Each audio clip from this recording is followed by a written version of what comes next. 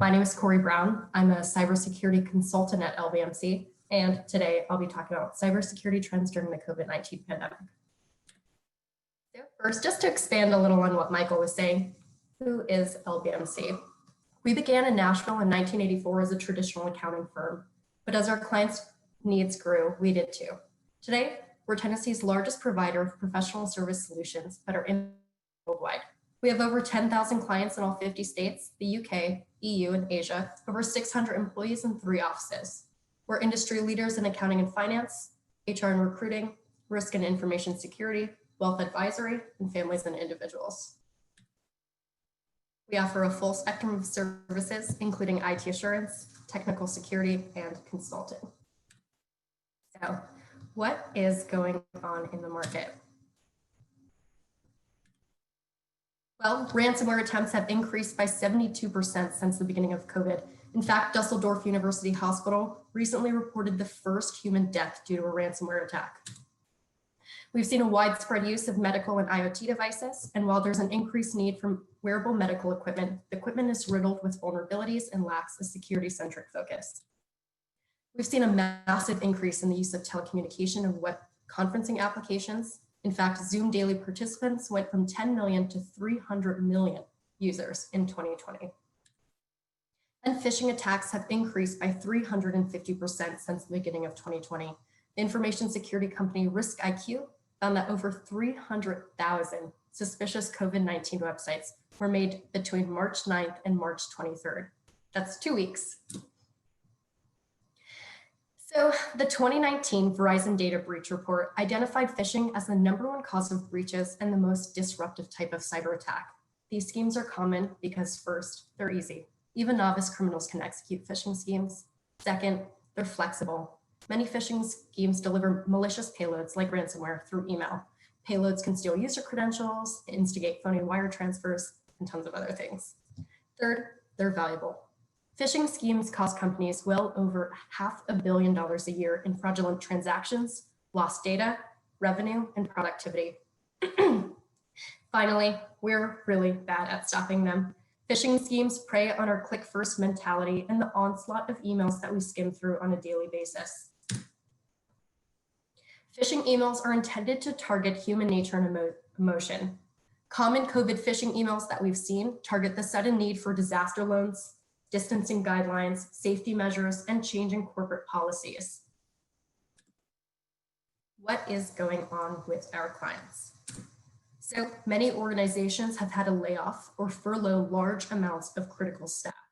The following areas of concern that I've identified with my clients. First, IT asset management. So organizations have had to suddenly move their entire workforces off-site. There's been issues with getting portable devices for users, ensuring equipment that originally stayed at the office can go home. For example, devices that have sensitive information, maybe desktops. The hard drives aren't encrypted. And suddenly employees need to bring their desktops home with them. So ensuring all the regulatory requirements and rules surrounding that are followed. And then furloughing or laying off staff while they're at home with corporate-owned assets. So collecting assets from users who have them at home and may feel slighted because they lost their job. Also, we've seen issues with remote infrastructure. So suddenly handling their entire workforce remotely. That's surrounding VPN bandwidth, application licensing, and meeting regulatory requirements. Additionally, continuing communications. So ensuring that an organization has a unified chat application and that there are secondary channels beyond that in case something happens. For instance, if Slack was to go down, how would employees communicate beyond that? And then the compatibility of business required applications with remote infrastructure. So ensuring that business required apps can work with your virtual desktop infrastructure like Citrix. And then business continuity and disaster recovery planning. So communication hierarchies, having defined roles and responsibilities in following a disaster, and the formal processes and procedures for staff to follow. I found that many organizations didn't have formal incident response, information security, or remote access for staff to reference. So, some COVID targeted attacks. Obviously, financially motivated threat actors have leveraged the COVID-19 crisis for profit. Some examples include this malicious website, which pretended to be Johns Hopkins University's COVID global case live map. It circulated on the internet and waited for unwitting users to visit. When users visited the website and infected their machine with a Trojan horse, which allows other viruses in. Both Brno University Hospital in the Czech Republic and UHS, Universal Health Systems, were hit with major ransomwares this year, causing immediate computer shutdowns in the midst of the coronavirus outbreak. Both the hospital and the UHS hospital chain were forced to cancel operations and relocate patients to other hospitals. Additionally, the Maze ransomware and the Emotet botnet have resurged. Emotet resurged after over a year of campaign inactivity, and it just started back up again a few weeks ago.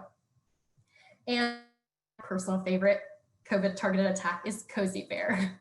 Cozy Bear is a Russian advanced persistent threat known as APT-29. It attacks several nations involved in COVID-19 vaccine research. So what we know so far about the attack is that the initial point of entry was through phishing emails that contained obfuscated PowerShell commands. The PowerShell commands would establish an HTTPS connection with the domain Pandora Song and mock the traffic profile of the music streaming site Pandora. So if you were to be watching the network logs, you would assume that a user was just listening to music. Once Cozy Bear established a connection, COVID-19 vaccine research was exfiltrated through the Pandora command and control. Now, what is a risk assessment? Cyber risk assessments are defined by NIST as being used to identify, estimate, and identify organizational operations, assets, individuals, organizations, and others resulting from the operation and use of information. A cyber risk assessment identifies the information assets that could be affected by a cyber attack, such as hardware, systems, laptops, data, and intellectual property.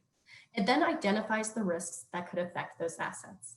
So a risk estimation and evaluation are usually performed and followed by the selection of controls to treat the identified risks. There's many types of risk assessments, including those that focus on electronic protected health information, federal systems, and the private sector. LBMC primarily deals with HIPAA, NIST Cybersecurity Framework, NIST 853, which is Federal Information Systems, and ISO. What is a penetration test?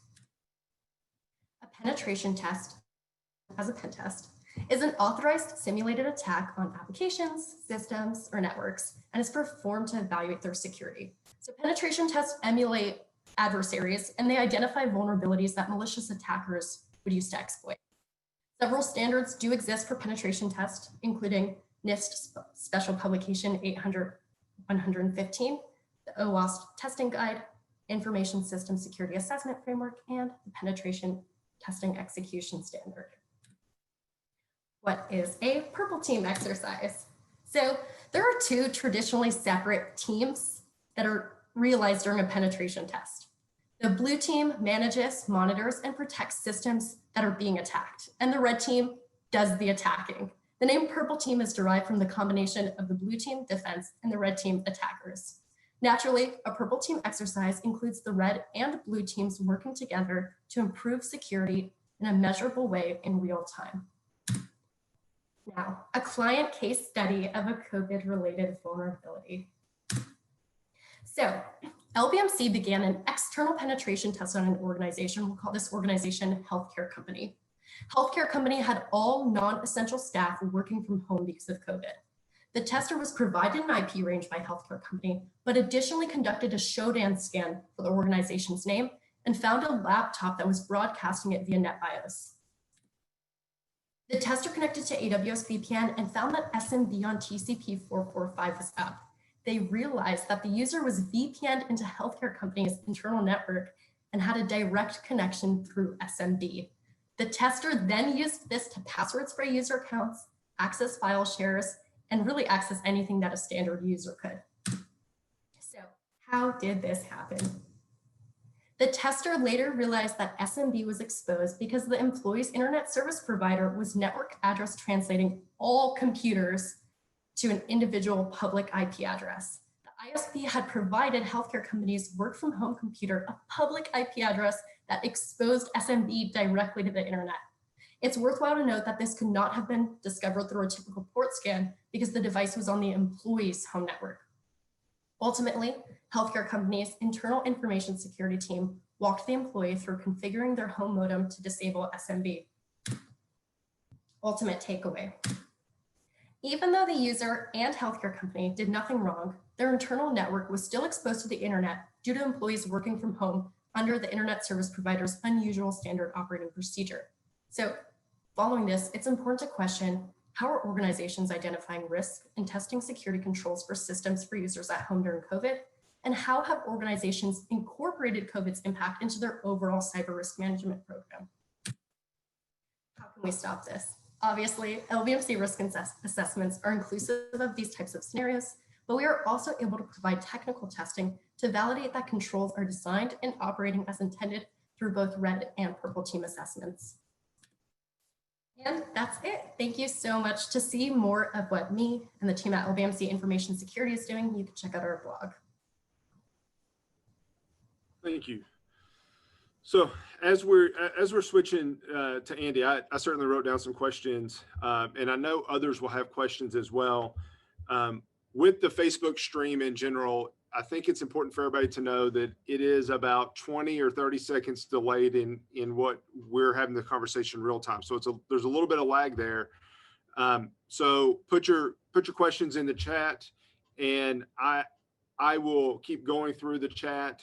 Katie's checking out the chat as well to see if there are any questions. And when we get to the end, we will make sure that we get all of your questions answered specifically as we have time to do that. So feel free to put those in as you're watching the video, and we will do that. But I certainly have some questions for you, Cori, when we get to the end. But let me shift gears, and her teammate, Andy Kerr, who does some of the pen testing, at least I know that was one thing that you talked about, or have done. I'm sorry, let me say that differently. Have done in the past. We're gonna shift gears a little bit and turn it over to Andy and let you share. Go ahead and I think you can share your screen now, and let you take it from here. Thank you. All right, thank you. Are y'all able to see my slides there? So, my name is Andy Kerr. I'm with LBMC, as Michael just said. I want to thank Cori, my colleague, for giving that great presentation. That's a lot of information in there. There's a lot of good stuff in there. Tons of technical breakdowns as far as the types of things that we've seen over the past 6 to 8 months.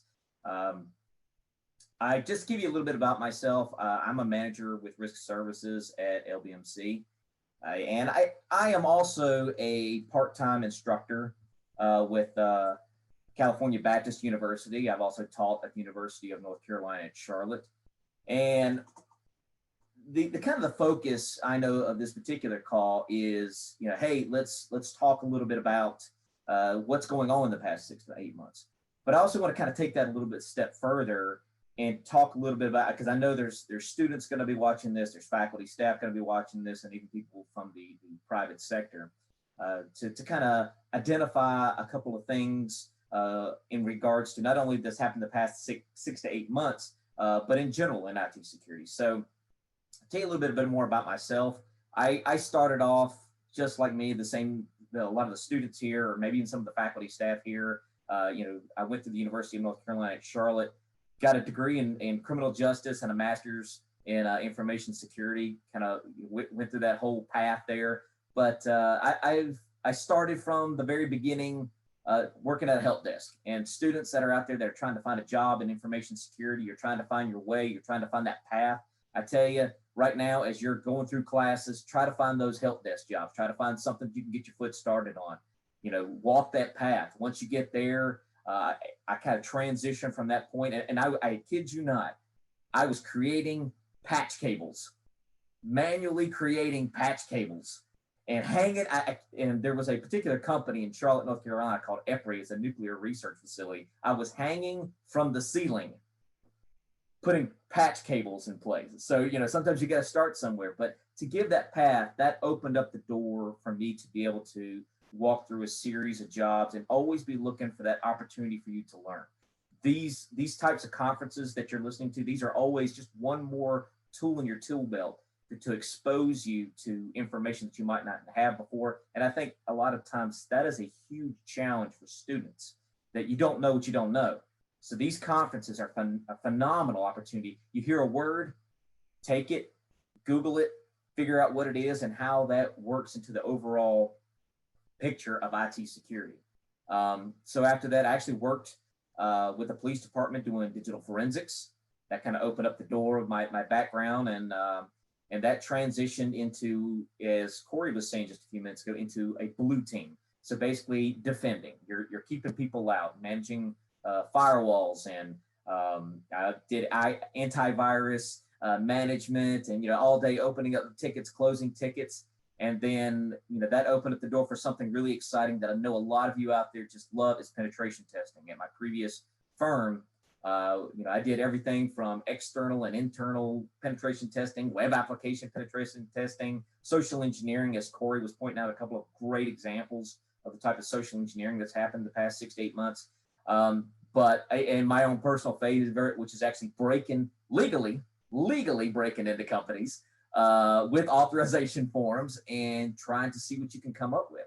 And the culture's changed now.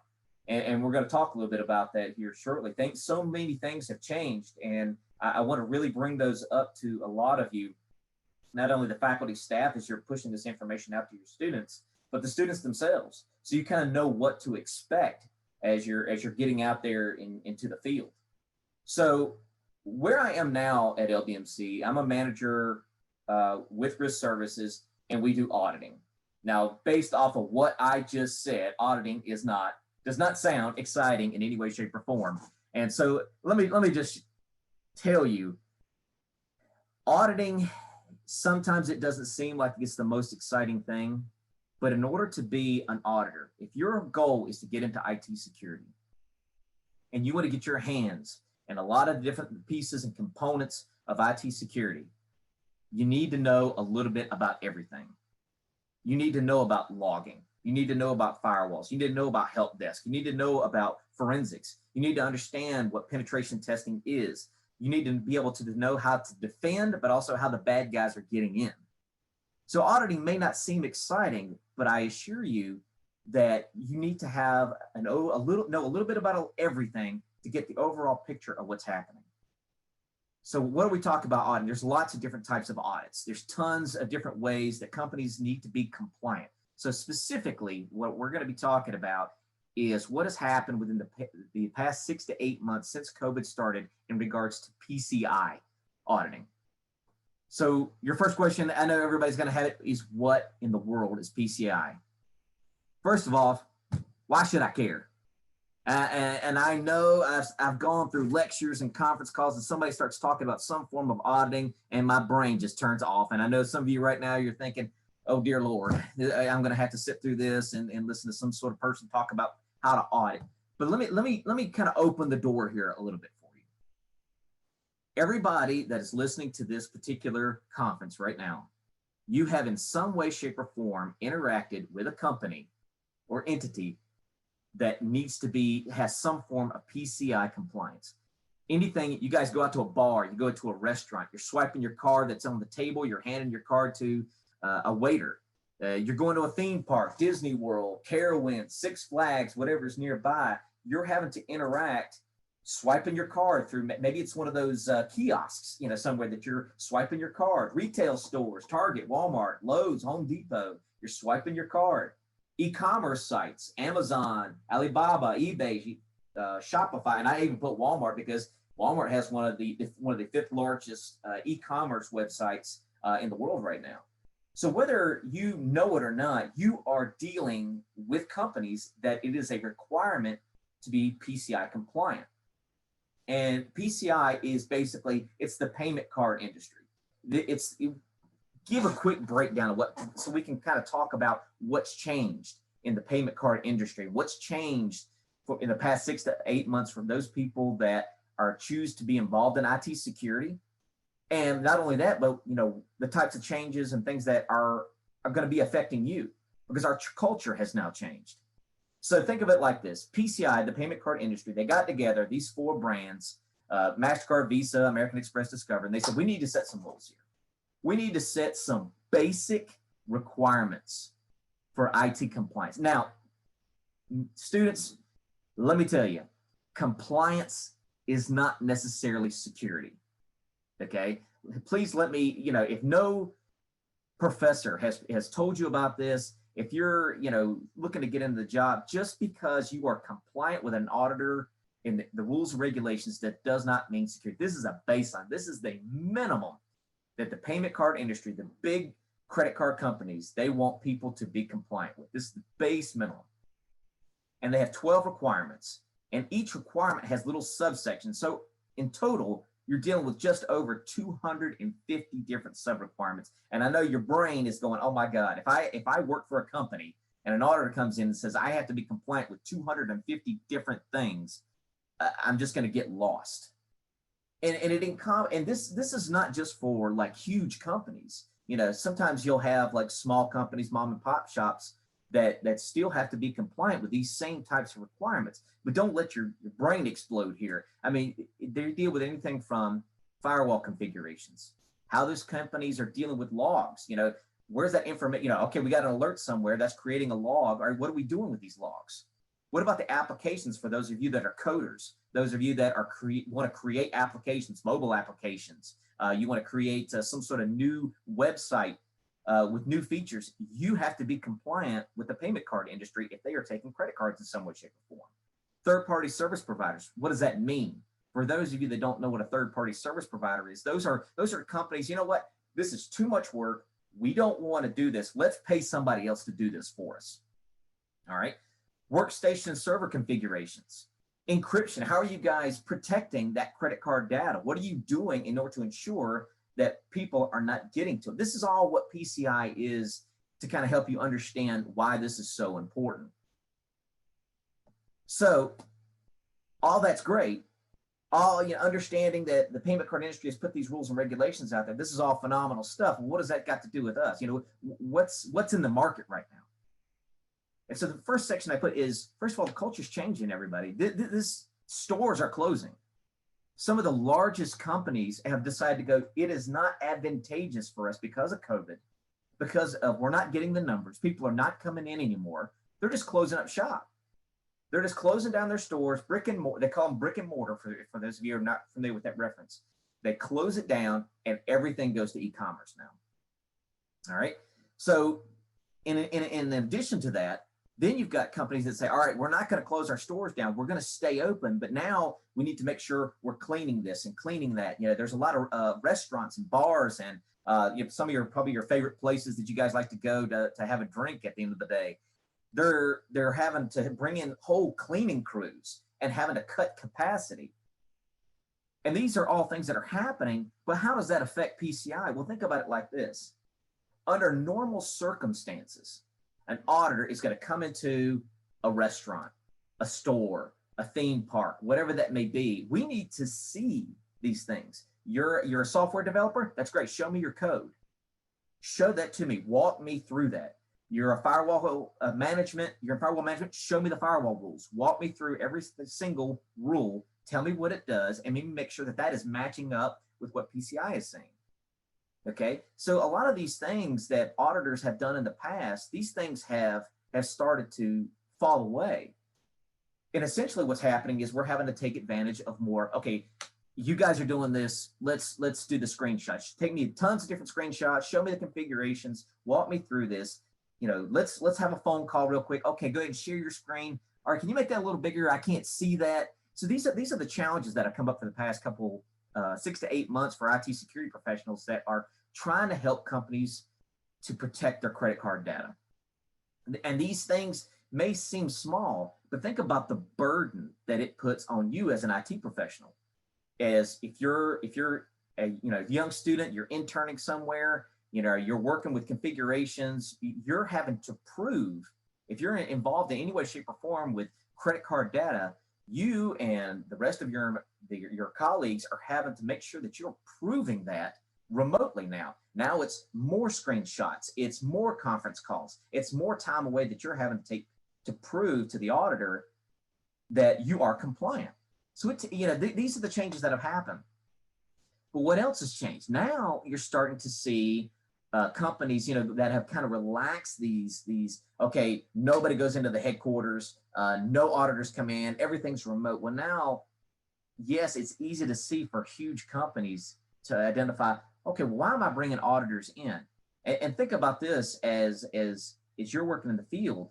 If I could do everything, here I am an analyst or an engineer, or, I'm brand new here. If I can show this auditor exactly what they need with screenshots and remote calls, why do I need to bring you here?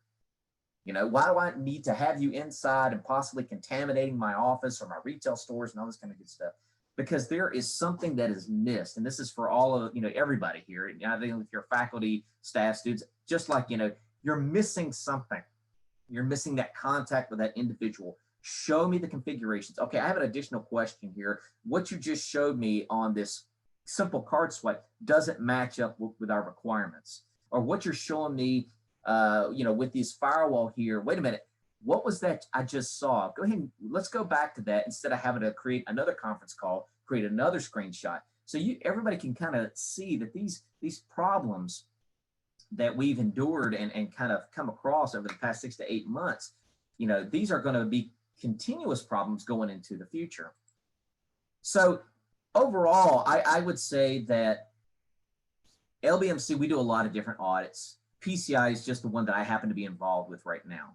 But as far as this, students, faculty, if you're in the field right now, identifying these problems, trying to help find ways that you can, as a person in the entity themselves, how can I better provide information to the auditors? How can I better provide information to my colleagues because they're over there, 3 states away, because everybody's working from home right now? Or how are we protecting our data? How are we ensuring IT security in general, but also IT security compliance? If our store is now closed down, we have no headquarters. Everybody's working remotely now. Where are we meeting? Where are we going? So there's all these different challenges that have come up, not only with Cori's presentation, where she's identifying, types of attacks that have come up, and I'm talking about, compliance and auditing and how your people are keeping others safe and how you're keeping your company safe, but continuing to run. These are all the types of things that have kind of come up in the past 6 to 8 months since COVID started. And it's a challenge that we're going to continue to have moving forward. So, and Michael, yeah, you can jump in here. I'm assuming we're going to kind of open the floor here for some question and answer. Yeah, let me ask first question. Somebody in the chat mentioned that Cori was talking about phishing emails and that has increased significantly. What about user identities, attacks on user identities? That was something that particular organization had seen an increase of those attacks or those attempts against their entity. Have you all seen anything on attacking specific user identities? So I can let Cori talk to that, but I also might have a little additional on that as well. So yeah, I don't have any statistics specifically on user identities, but web-based attacks in general have gone up, I think, like 50 to 60%. Yeah, so recently the PCI had a recent community meeting, the North American community meeting, where we were talking about PCI related things, and that was definitely something that came up with everybody being now remote. That easy access to, especially when it comes to phishing, calling up those employees at the headquarters. Okay, that's something fairly simple they can do. So now, instead of just sticking with calling in headquarters, you'll start to see more hackers start to use things like LinkedIn, then pairing those with Facebook and trying to get user IDs based off of company names. So instead of their main attack surface, where they're going just directly to the company and calling them up, now that's broadened that up. Okay, we're not making as much money just calling the headquarters anymore. Let's broaden this back up to social media. So yeah, definitely have seen an increase in that based off of based off of the COVID 6 day infections and everything. Everybody staying at home. He actually.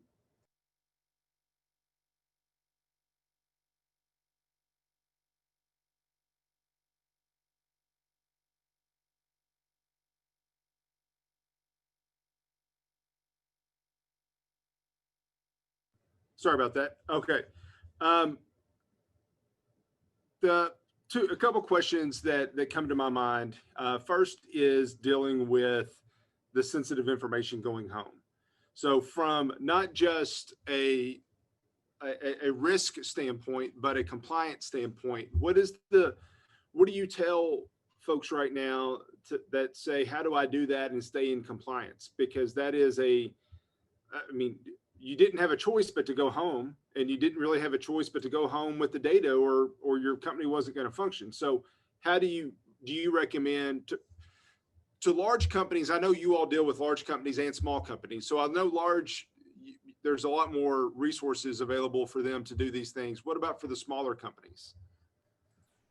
Yeah, and that has been a huge challenge where in the past, what we could have done under emergency situations to where, okay, there's a power outage for several days or something like that, where you're having everybody go home and you're having to open up certain ports and protocols for people to be able to work from home.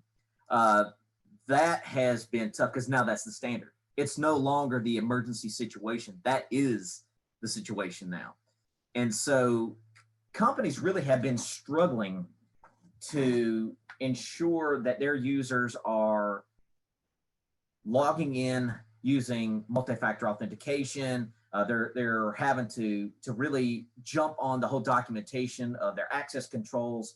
But more than that is, I think that I've seen more companies really start to push segmentation because of flat networks. And any of the students out there that don't understand what a flat network is, basically there's no breaking up of the network. You know, the accounting department is matched right in there with, you know, the retail stores, point of sale systems where they're actually swiping cards. Everything is just one big thing.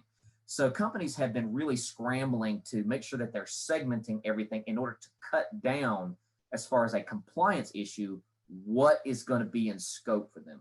So they're cutting down those. Okay, well, you know, it used to be everything we have to be compliant with, you know, so then they're worried about the people working from home and this and that. Nope. Okay, we're going to cut this down to this little itty bitty section here, and this is all we have to worry about by implementing things like, you know, encryption on their credit card.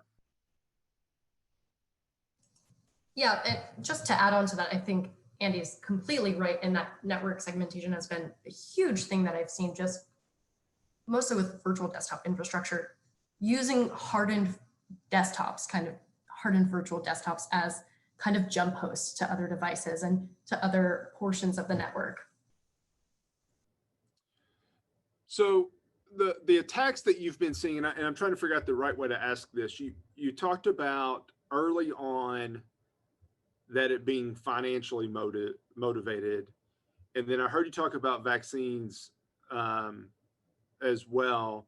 Has it shifted in that motivation from just taking advantage of the chaos and try to make some quick cash, so to speak, to more now like the Cozy Bear? Now it's nation states trying to take advantage of American or you know, medical experts that are developing vaccines. Is it shifted, or is it still financial in nature? It's just where the money is a different place. Yeah, so I think specifically with Cozy Bear was a, you know, very unusual circumstance.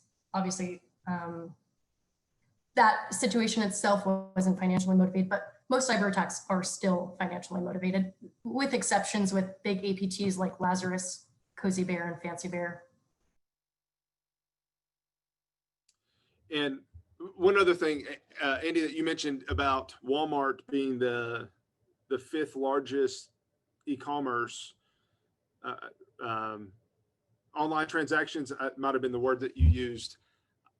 I found that interesting. I wouldn't have thought that actually until I started thinking about it. It's the click list. It's everybody, you pay for it through the app, you pay for it online, and then you go pick it up. So while you're still doing the in-person transaction, you're paying for it online. If you all have a question, we have a couple more minutes, so make sure you get your question in if you haven't done that already. Let me ask a general question. If you're a small business right now, a smaller organization, we have a lot of people that are listening that have IT staffs of 3 to 5 to 10. What with all the threats, with the compliance concerns, where should they start? And I know that's another 2-hour presentation, but if in 30 seconds, in a minute, if you could say where, what do they need to make sure that they're doing, whether it's, user training, whether it's passwords, what is it that they should start with? And I'll take it, either one of you, Cori or Andy. I would say, honestly, the number one things that we look at, whether you're big or small, it doesn't matter, is that you're having, what your equipment is. What do you have? That inventory of all the different components and pieces for a compliance issue, that what you have. We know we have this many point of sale systems, or we know we have this many Windows workstations. Keep a note. That is a monumental task for larger companies. Smaller companies, this is something that can be easily done. You're like, all right, this is what we have, and you're keeping track of that. I'd say that would number one. And number two, I would say network diagrams. Okay, that's great. You know what you have. How is everything connected? What does that look like? A correct representation of what you have in any entity. I don't care what it is. And being able to show that to train your people up to go, all right, this is our network. This is what it looks like. And you would think that would be a fairly easy thing to do, but think about the constant changes that are occurring within every network, no matter the size. Having someone dedicated to the inventory, someone dedicated to the network diagrams, keeping up with those types of things. Those are two monumental tasks that can quickly get out of hand the larger the company. So I would say for smaller companies, those are probably two of the things. I mean, I could go on and on about it, but two of the easiest things that they could probably do for small companies. Or go ahead, Cori.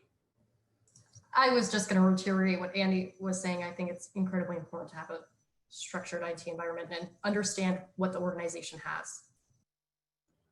I really didn't expect that would be your all's answer, to be honest. But if you think about it, you don't know, if you don't have those two steps in place, then you don't know if you're compromised. You don't know if you've been a victim. And always tell people that if you're not sure if you've been a victim, well, you probably have been then.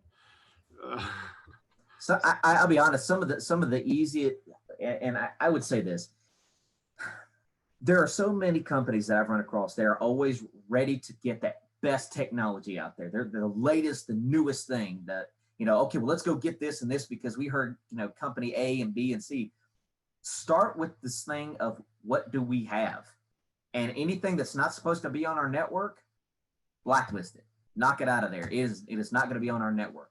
And once we know what we have, okay, draw me a picture, show me how all these systems are connected.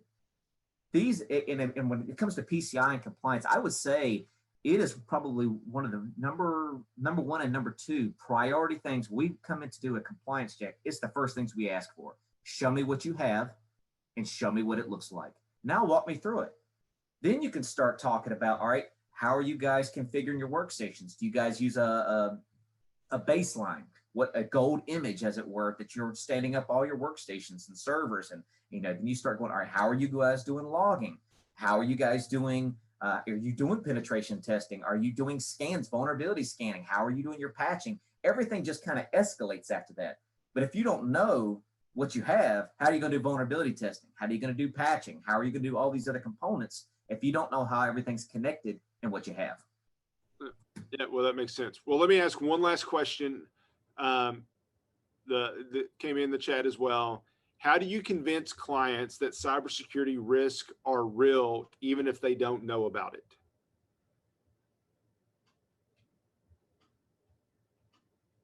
I would say, how do you convince them about that the risk is real? I would say, for other clients, what I've done in the past is I try to make it real by talking about, I don't mention specific customers, but when I come into a brand new entity and you know, we're talking about having a basic conversation about their environment, what it looks like, then I will bring up a similar client in my head. You know, I'll say it out loud. I won't say their name, but I'll bring them, hey, listen, there's a client that has a setup very similar to you, and they got hit with this. Examples are a great way to relay the importance of IT security and risk to other clients. And, you know, I've worked with enough clients at this point that I can take a you know, wide range of anything from banking to, you know, government or whatever that may be, retail. And I can say, let me hit this home for you. There's another company, very similar size, very similar type operation. This happened to them, and this is how they dealt with it. And what we would recommend is maybe you look at a similar type setup, or no, they did it completely wrong, and we advise them to change everything up. So that's exactly what we're changing for you. Well, I think that's a great way to do that, because there is an example in every sector of a company or organization of every size that can go right along with what you are. I mean, you're unfortunately, you know, Cori did share first that somebody died from a ransomware attack. That was kind of a unique circumstance as well, but there are very few first anymore. So there's certainly going to be an example of somebody else that has experienced and suffered through something just like you have. So Andy, Cori, thank you all, both of you very much for sharing today. We're going to, the video is going to be up there for a while. So I will say, for those that aren't watching the video live, but are going to watch it tonight or tomorrow, if you have a question that comes to your mind based on the talk from Cori and Andy, then just put it in the chat. If it's something I can answer or somebody on our staff can answer, then we can certainly do that. If not, then I will make sure that I get to Cori and or Andy to get you an answer to that question, because we certainly want to pose questions or get you thinking so that you think about questions. But if you pose that question, then we want to make sure we get you an answer with that. So thank you all very much for your time today.